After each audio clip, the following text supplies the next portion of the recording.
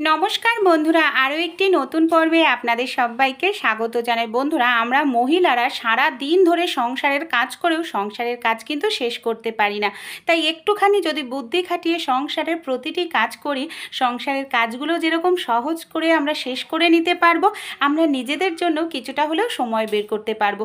চলুন তাহলে টিপসগুলি আমরা দেখে নিই। প্রথম যে টিপসটি শেয়ার করছি বন্ধুরা, দই আমরা কম বেশি প্রত্যেকেই খাই, অনেকেই কিন্তু নানা রকম তরকারিতে দইয়ের ব্যবহার করি। হয়তো কোনো স্যালাডে খেয়ে থাকি, পাপড়ি চাটের মধ্যে দিই, কিন্তু চামচ দিয়ে দই ফেটাতে গেলে অনেকটা সময় লাগে, দইয়ের মধ্যে দানা দানা ভাব থেকে যায়। তাই সেক্ষেত্রে কিন্তু দইটা ভালো লাগে না তরকারিতে দিলেও বা খেলেও। দুটো কাঁটা চামচ যদি আমরা এইভাবে জোড়া করে নিই, দেখুন তাহলে আমাদের কিন্তু এই দই ফেটানোটা খুবই সহজ হয়ে যাবে। এমনকি আমরা সেকেন্ডের মধ্যেই দইটাকে খুব সুন্দর মতো ক্রিমের মতো করে ফেটিয়ে নিতে পারবো।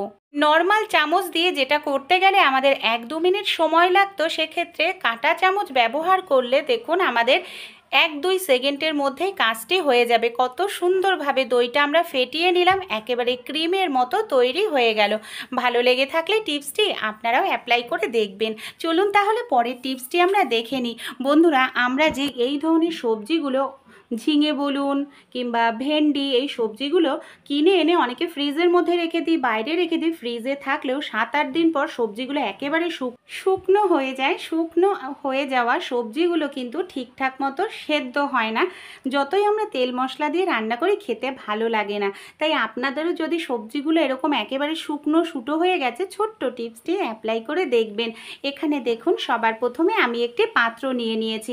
পাত্রের মধ্যে এখানে আমি দিয়ে দিচ্ছি জল। আপনারা যদি ফ্রিজের ঠান্ডা জল দেন তাহলে কিন্তু খুবই ভালো হয়, বা নর্মাল জল এরকমভাবে দিয়ে সবজিগুলোকে সবার প্রথমে দেখুন এইভাবে জলের মধ্যে ভিজিয়ে নিতে হবে। তারপর এই জলের মধ্যে আমি দিয়ে দিচ্ছি বেশ কিছুটা পরিমাণ বরফের টুকরো দেখুন এই জলের মধ্যে আমি দিয়ে দেব। তারপর এই বরফ জলে আমি সবজিগুলোকে 10 মিনিটের জন্য ভিজিয়ে রেখে দেব।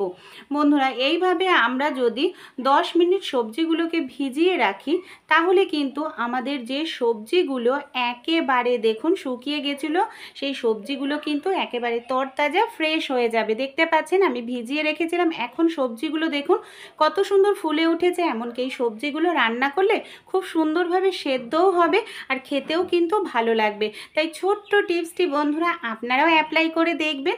আশা করছি টিপসটি কিন্তু আপনাদেরও কাজে আসবে। চলুন তাহলে পরবর্তী টিপসটি আমরা দেখে নিই। চুইং গাম কম বেশি আমরা প্রত্যেকেই কিন্তু বন্ধুরা খেয়ে থাকি, কিন্তু অনেক সময় যেটা হয়, ছোট বাচ্চারা অনেক সময় দুষ্টুমি করে, জামা কাপড়ের মধ্যে, চুলের মধ্যে চুইং গাম লাগিয়ে দেয়।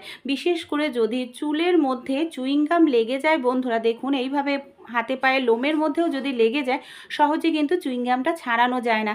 এমনকি ছাড়াতে গেলে লোমে টান লাগে, চুলে টান লাগে, চুল ছিঁড়ে যায়, প্রচণ্ড ব্যথা লাগে। সেক্ষেত্রে খুব সহজেই চুইংগামটাকে আমরা কিভাবে চুলের থেকে বা লোমের থেকে ছাড়িয়ে নিতে পারবো, তারই একটি টিপস আমি আপনাদের সঙ্গে শেয়ার করছি। এখানে আমাদের নিয়ে নিতে হবে কিছুটা পরিমাণ বরফের টুকরো। যেখানে চুইংগামটা লেগেছে চুলে বলুন, লোমে বলুন, সেই জায়গাটা এইভাবে বরফের টুকরো নিয়ে ঘষে নিতে হবে। এইভাবে বরফটা টুকরো নিয়ে ঘষে নিলে কি হবে, চুইংগামটা না শক্ত হয়ে যাবে, যেটা খুব সহজেই কোনো রকম ব্যথা ছাড়াই আমরা লোমের থেকে বা চুলের থেকে দেখুন এইভাবে ছাড়িয়ে নিতে পারবো। এমনকি আমাদের ব্যথাও লাগবে না। তাই ছোট্ট টিপসটি বন্ধুরা আপনারাও অ্যাপ্লাই করে দেখবেন। কিংবা আপনাদের যদি জামা কাপড়ের মধ্যেও চুইংগাম লেগে যায়, এইভাবে বরফের সাহায্যে জামা কাপড়ের থেকেও চুইংগাম খুব সহজেই ছাড়িয়ে নিতে পারবেন। টিপসটি কীরকম লাগলো অবশ্যই আমাকে কমেন্ট করে জানাবেন। চলুন তাহলে বন্ধুরা পরবর্তী টিপসটি আমরা দেখে নিই। আলু আমরা কম বেশি প্রত্যেকেই খাই, কিন্তু অনেক সময় দেখা যায় গরম আলু সেদ্ধ করার পর খোসা ছাড়াতে গেলে আমাদের জলের মধ্যে হয়তো ডুবিয়ে রাখতে লাগে, না তো হয়তো কিছু সময় অপেক্ষা করতে লাগে, কিন্তু জলের মধ্যে আলুটাকে ডোবালে আলুটার টেস্টটা কিন্তু আগের মতো থাকে না। বা হাতে যদি একেবারে সময় না থাকে, গরম আলুর খোসা ছাড়াতে হবে, দুটো এরকম কাঁটা চামচ নিয়ে নেবেন। কাঁটা চামচের সাহায্যে আপনাদের গরম আলুতে হাত দেওয়ারও প্রয়োজন পড়বে না, এমনকি ঠান্ডা করার জন্য আলুটাকে রাখারও দরকার নেই, জলের মধ্যে ডুবিয়ে রাখারও দরকার নেই। কত সহজেই দেখুন দুটো কাঁটা চামচের সাহায্যেই আমরা গরম আলুর খোসা ছাড়িয়ে নিতে পারছি। তাই আপনারা এই ছোট্ট টিপসটি অ্যাপ্লাই করে দেখবেন। যাদের হাতে খুবই সময় কম, রান্না করতে হবে, এদিকে আলুটাও ছাড়াতে হবে খোসা, সেক্ষেত্রে এই টিপসটি কিন্তু আপনাদের খুবই উপকারে আসবে। দেখুন কত সহজভাবে আলুটাকে আমরা পুরোটাই ছাড়িয়ে নিলাম। তাহলে আপনারা অবশ্যই দেখবেন অ্যাপ্লাই করে। চলুন তাহলে পরের টিপসটি দেখে নিই। পরবর্তী যে টিপসটি শেয়ার করব বন্ধুরা, জুতো নিয়ে। এই ধরনের যে জুতোগুলো আমরা রেগুলার ব্যবহার করে থাকি, রেগুলার পরে থাকি, এই জুতোগুলো থেকে কিন্তু বাজে একটি দুর্গন্ধ হয়ে যায়। এমনকি রোজ রোজ ধোয়াও সম্ভব নয়, কারণ ধুলে শোকাবেও না জুতোটা। রোজ যদি জুতোগুলোকে ধুয়ে দেওয়া হয় জুতোটা বেশি দিন টেকসইও হবে না। আর বাজে দুর্গন্ধের জন্য অনেক সময় দেখা যায় ঘরে জুতোর স্ট্যান্ডে খুলে রাখলে থাকা যায় না, এতটাই দুর্গন্ধ, পাটাও অনেক সময় দুর্গন্ধ হয়ে যায়। আমাদের বাড়িতে এরকম ধরনের অনেক পারফিউম, বডি স্প্রে থাকে যেগুলো ডেট শেষ হয়ে যায়, আমরা কোনো কাজে ইউজ করি না, সেরকম পারফিউম, বডি স্প্রে নিয়ে নেবেন। জুতোর মধ্যে এইভাবে এক দুবার একটু স্প্রে করে দেবেন, দেখবেন জুতোর যে বাজে দুর্গন্ধটা বের হয় সেই গন্ধটা কিন্তু চলে যাবে। এমনকি এই জুতো আপনারাও যদি পরেন আপনাদের পা থেকেও কোনো রকম বাজে দুর্গন্ধ বের হবে না। ভালো লাগলে টিপসটি আপনারা অবশ্যই একবার হলেও অ্যাপ্লাই করে দেখবেন। চলুন পরের টিপসটি আমরা দেখে নিই।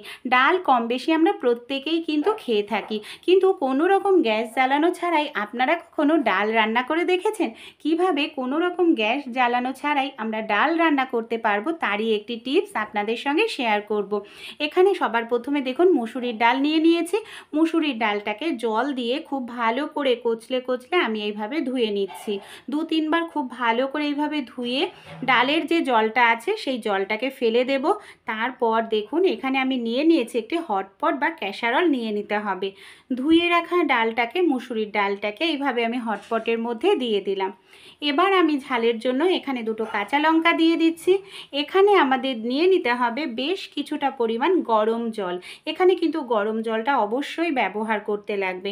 এইভাবে আমি হটপটের মধ্যে গরম জলটা দিয়ে দিলাম। আর এবার কি করব, একটু ভালো করে নাড়াচাড়া করে দিচ্ছি। ঢাকনা দিয়ে এবার আমি এই হটপটটাকে ঢেকে রেখে দেব 10 মিনিটের জন্য। কোনো রকম গ্যাস খরচা করার প্রয়োজনই পড়বে না।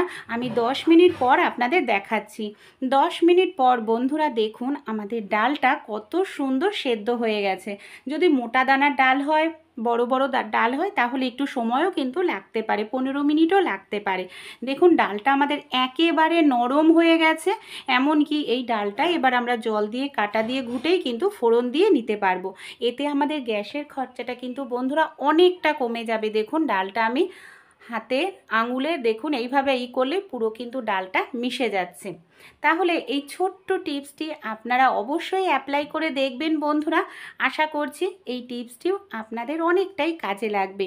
চলুন তাহলে পরবর্তী টিপসটি আমরা দেখে নিই। বন্ধুরা আমরা যারা রেগুলার অফিসে যাতায়াত করি কিংবা ছোট বাচ্চারা, তারা তো অনেকক্ষণ মোজা পরে থাকতে হয়, কিন্তু অনেকক্ষণ পায়ে মোজা পরে থাকলে না পা থেকে একটি বাজে দুর্গন্ধ বের হয়, পাটা ঘেমে যায়, এমনকি অনেক সময় পায়ে র্যাশ উঠে যায়।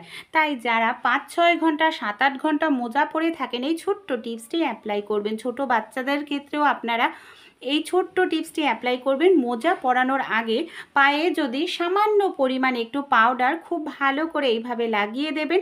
তারপর যদি বাচ্চাদের, বড়রা এইভাবে মোজাটা পরে নেয় দেখবেন তাহলে আপনাদের পা থেকে কিন্তু কোনো রকম বাজে দুর্গন্ধ বের হবে না মোজাটা খোলার পর। শুধু দুর্গন্ধই নয়, এমনকি পা অনেক সময় র্যাশ উঠে যায়, অনেকক্ষণ মোজা পরার থাকার কারণে চুলকানি হয়, সেই সব সমস্যাও কিন্তু হবে না। অবশ্যই একবার অ্যাপ্লাই করবেন, তারপর আমাকে কমেন্ট করে জানাবেন যে এই টিপসটি আপনাদের কতটা উপকারে আসলো।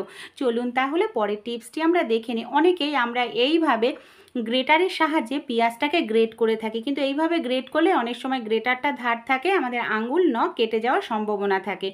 একটি কাঁটা চামচের মধ্যে পেঁয়াজটাকে যদি এইভাবে গেঁথে নিয়ে তারপর আমরা গ্রেটারের সাহায্যে এইভাবে গ্রেট করতে থাকি বন্ধুরা, তাহলে কিন্তু গ্রেটারে আমাদের কোনো রকম আঙুলের টাচ লাগছে না, এমনকি আঙুলটা কেটে যাওয়ারও কোনো রকম সম্ভাবনা থাকবে না। আর দেখুন এইভাবে যদি আমরা পেঁয়াজটাকে গ্রেট করি বন্ধুরা, কত সহজ পদ্ধতিতেই পেঁয়াজটা একেবারে মিহি হয়ে গ্রেট হয়ে যাচ্ছে। তাহলে এই ছোট ছোট টিপসগুলো যদি আপনাদের একটু ভালো লাগে বা উপকারে আসে, আমাকে সাপোর্ট করে প্লিজ আমার পাশে থাকবেন। কমেন্ট করে জানাতে ভুলবেন না কোন টিপসটি আপনাদের সবচেয়ে বেশি ভালো লাগলো। বন্ধুবান্ধবদের সঙ্গে